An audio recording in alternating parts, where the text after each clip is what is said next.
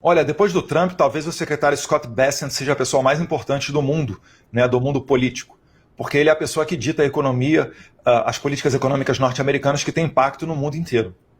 Quem é Eduardo Bolsonaro na fila do pão para dizer quem o secretário Scott Bessent vai receber ou não?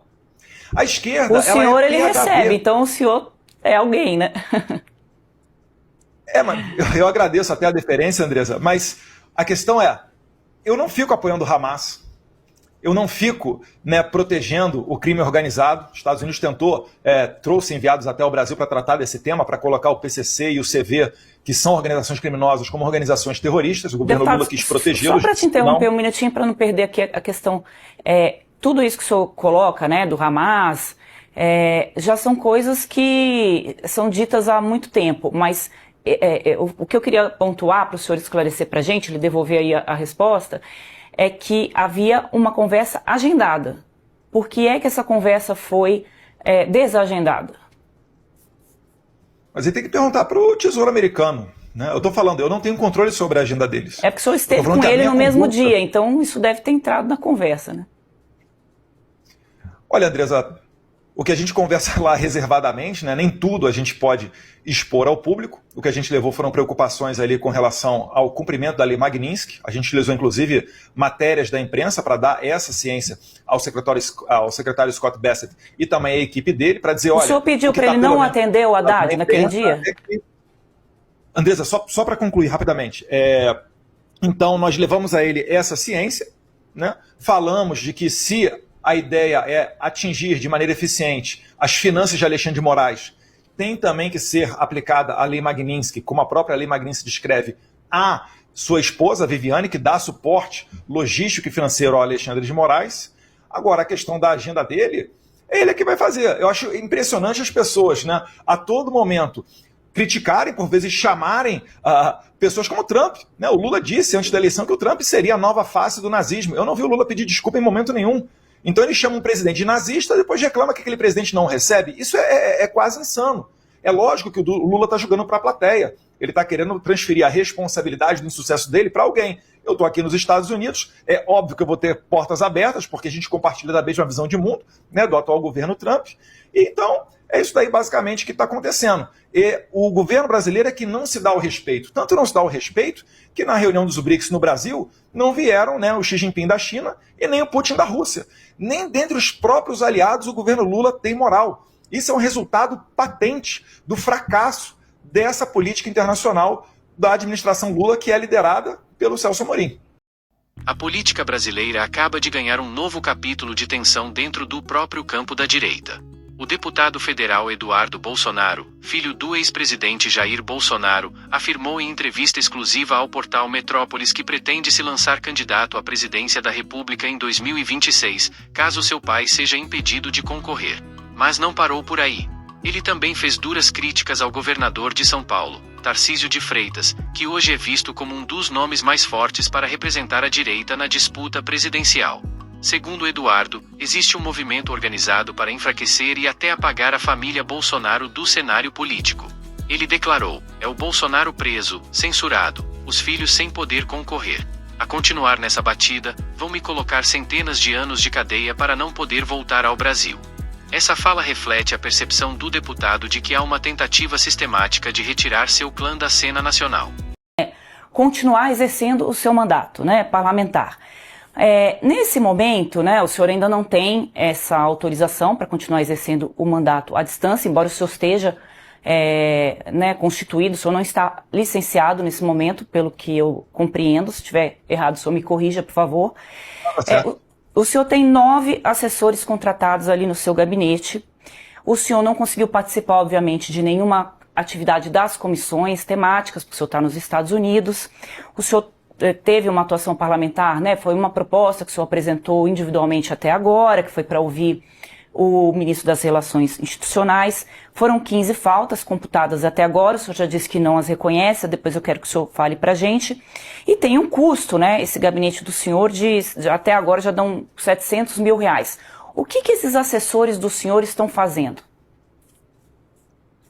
Eles estão à disposição do meu suplente, né? Estavam, agora não mais porque eu voltei a exercer o meu mandato, e eles continuam me assessorando. Eu continuo falando com eles, existe uma rotina do gabinete, então é claro que eles merecem ser, né, remunerados por conta disso. Agora, eu só não retorno à normalidade do meu mandato porque eu estou sendo perseguido, né? Fui ameaçado de perder o passaporte, né? Depois esse inquérito foi arquivado, porque não queriam me dar a oportunidade de dizer que eu era perseguido político.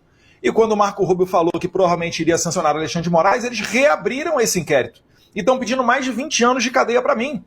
É inadmissível que a Suprema Corte faça isso tudo, ainda mais sob ordens, pedidos originais do líder do PT. Vocês realmente acham que se eu for ao Brasil eu não serei preso? Eduardo também deixou claro que, se Tarcísio de Freitas decidir migrar para o PL, o partido da família Bolsonaro, ele e seus irmãos podem ser obrigados a sair da legenda. Para ele, a chegada do governador paulista ao PL representaria o fim do espaço político que ainda resta para os bolsonaristas dentro do partido. Se o Tarcísio vier para o PL, eu não terei espaço. Estou no meu 3º mandato. Sei como a banda toca. Eu teria que ir para outro partido, afirmou. E não foi só isso.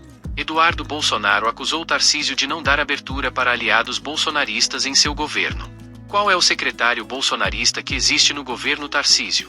Não tem, disparou. Ele lembrou que tentou emplacar o nome de um secretário de cultura, mas a indicação foi recusada.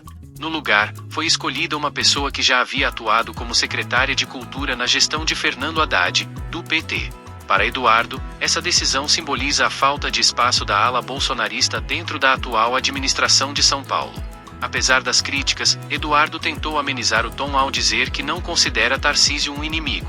Pelo contrário, elogiou sua gestão e disse que se trata de uma pessoa de caráter íntegro, não envolvida em escândalos de corrupção. Mas deixou claro que não enxerga nele um representante fiel da direita raiz. É um excelente gestor, mas acredito que exista espaço para uma candidatura realmente de direita, completou. O embate entre Eduardo e Tarcísio não é de hoje. Recentemente, quando o presidente norte-americano Donald Trump anunciou tarifas contra produtos brasileiros, Tarcísio tentou negociar para reverter a decisão. Eduardo reagiu duramente. Tarcísio não tem nada que querer costurar por fora uma decisão. Esse episódio expôs publicamente as divergências entre o filho do ex-presidente e seu ex-ministro da Infraestrutura. As tensões se aprofundam com revelações feitas pela Polícia Federal. Em mensagens obtidas pela PF, Eduardo aparece criticando o próprio pai por gestos em direção a Tarcísio e acusando o governador paulista de ficar de braços cruzados, esperando apenas 2026, enquanto Jair Bolsonaro enfrenta processos no Supremo Tribunal Federal. Olha, todo mundo já sabe o que vai acontecer, né? O Trump deixou claro na carta dele que ele vai aplicar essa reciprocidade. Então, por exemplo, se o Brasil decidir colocar 50% de tarifa nos produtos americanos, ele vai adicionar mais 50% àqueles 50% que ele já aplicou anteriormente, totalizando 100% de tarifa aos produtos brasileiros. O Brasil tem que entender que essa não é uma questão de soberania, é porque não há como você competir no ramo comercial com a maior economia do mundo. Isso daí é um fato, não é uma questão de submissão ou qualquer coisa que o seja, né? E o presidente Trump, ele colocou naquela carta ao Lula os pontos que estavam fazendo com que ele colocasse a maior tarifa do mundo contra o Brasil. Porque nos outros países é 20%, 30%, realmente são questões comerciais, alguns acertos, mas no Brasil, por que ela chegou a 50%? Porque existe uma crise institucional, existe uma perseguição feita contra Jair Bolsonaro, seus familiares e seus apoiadores, existe a questão da regulamentação das redes sociais e também as questões comerciais. Então tudo aquilo que o Donald Trump listou, o governo Lula, com apoio do Moraes, né, que também continua sendo ministro da Suprema Corte, colocando adiante a perseguição, tudo aquilo foi feito de maneira contrária. Então eu vou dar um exemplo para vocês, países que tiveram sucesso para solucionar essa questão tarifária. O Japão. O Japão tem uma excelente relação com os Estados Unidos, tradicionalmente muito boa, e ainda assim o Japão sofreu também com essas tarifas. O que o Japão fez? Fez uma delegação de alto nível, enviou ela para a capital americana e mesmo sem agenda, a delegação japonesa ficou à espera de uma ligação a qualquer momento de qualquer autoridade americana. Não ficou pensando, né, como o Lula diz, se eu for ligar para o Trump, será que ele vai puxar minha orelha? Será que ele vai querer me humilhar? Meus caros, isso é algo muito pequeno, perto, né, da responsabilidade daqueles que realmente pretendem representar a população brasileira. Poxa, será que não dá para deixar uma delegação 24/7 disponível em Washington, D.C.? Agora, é loucura você imaginar que o presidente Trump fale que deseja A, B, C, D.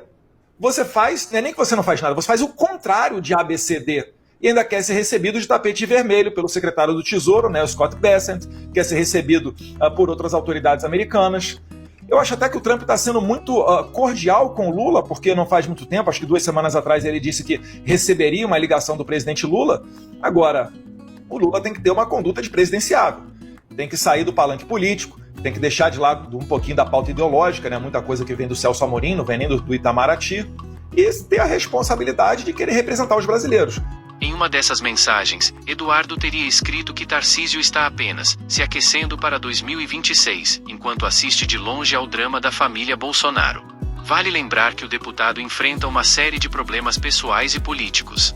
Desde março, ele vive nos Estados Unidos, alegando perseguição política, e pediu licença de 120 dias da Câmara dos Deputados.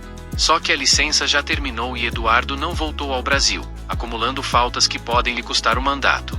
Além disso, ele já responde a um pedido de cassação encaminhado à Comissão de Ética da Casa.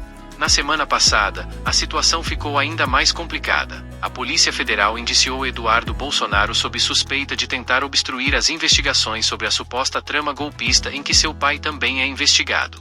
O risco de perda de mandato e até de inelegibilidade paira sobre sua cabeça. Mesmo assim, ele insiste que pode ser candidato em 2026 e até cogita realizar a primeira campanha presidencial 100% virtual da história do Brasil, comandada direto dos Estados Unidos.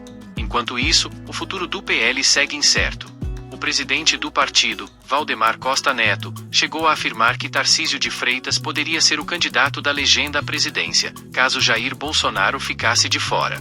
Porém, apenas 2 dias depois, Valdemar recuou e disse publicamente: "Nosso candidato é Jair Bolsonaro ou quem ele, e só ele, escolher." Essa mudança de discurso mostra como o partido ainda está dividido e sem um caminho claro.